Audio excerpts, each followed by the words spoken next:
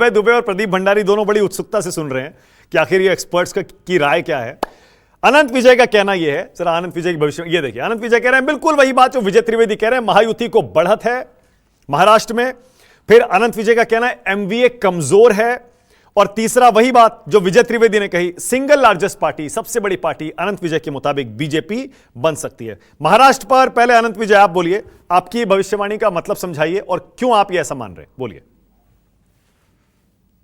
भैया मानक जी, हम लोगों को पंडित ना बनाइए, ना तो स्वतः आप महापंडित बन जाएंगे, क्योंकि सारे पंडितों को काबू में लेके आप ही चल रहे हैं। तो अभी वैसे एक ही महापंडित राहुल सांकृत्यायन हुए, उसके बाद दूसरा महापंडित मानक जी को हम लोग नहीं देखना चाहते हैं अभी। या आप अभी पत्रकार ही रहिए तो बेहतर है, आप लोगों को भी पत्रकार ही रहने दीजिए, उतना काफी है। अब 2024 में जो हम लोगों का असर हुआ आपका भी और मेरा, उसके बाद से तो कम से कम पंडित नहीं बने हम लोग तो बेहतर है।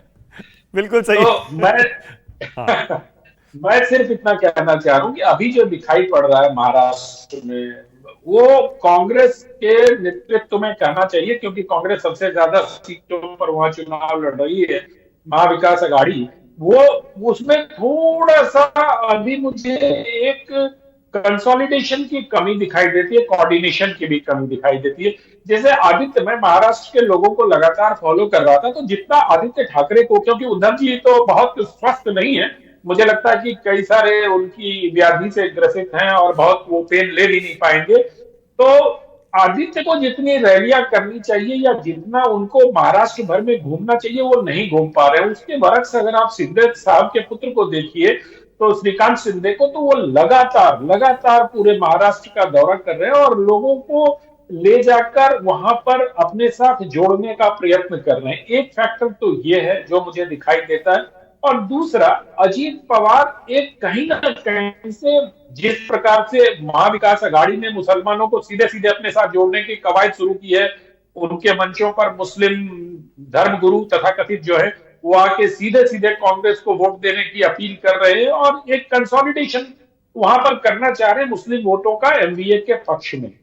तो उसका काउंटर कंसोलिडेशन भी मुझे महाराष्ट्र में दिखाई दे रहा है, क्योंकि एक नोमानी साहब का कल बयान आया था कि बीजेपी की इच्छा यह है कि सारे लोग हिंदू हो जाए, तो उसको हमें रोकना है। तो अगर वो सारे मुसलमानों को एक करेंगे तो उसका काउंटर रिएक्शन भी मुझे लगता है कि महाराष्ट्र में होना चाहिए। ये तो 23 नवंबर को भी पता चलेगा जब आंकड़े हमारे सामने आएंगे कि क्या हुआ महाराष्ट्र में। और जिस प्रकार से अजीत पवार लगातार ये संदेश दे रहे हैं, मैं विजय जी की बात से बिल्कुल सहमत हूं कि हर सीट पर चुनाव अलग अलग तरीके से हो रहा है। क्योंकि अगर आप देखिए तो नवाब मलिक जहां चुनाव लड़ रहे हैं, अबू आजमी उनके सामने है। अब मतदाता क्या करेगा, मुस्लिम मतदाता, वहां थोड़ा भ्रम की स्थिति फैलेगी, क्योंकि नवाब मलिक बहुत पुराने मुसलमानों के मुंबई के रहनुमा हैं और अबू आजमी तो अखिलेश यादव की पार्टी के मतलब वहां सदर ही हैं एक तरीके से, और वही फेस भी हैं। दूसरी तरफ आप देखिए जीशान सिद्दीकी बांद्रा वेस्ट से इधर आ गए, अजीत पवार की घड़ी पहन ली उन्होंने।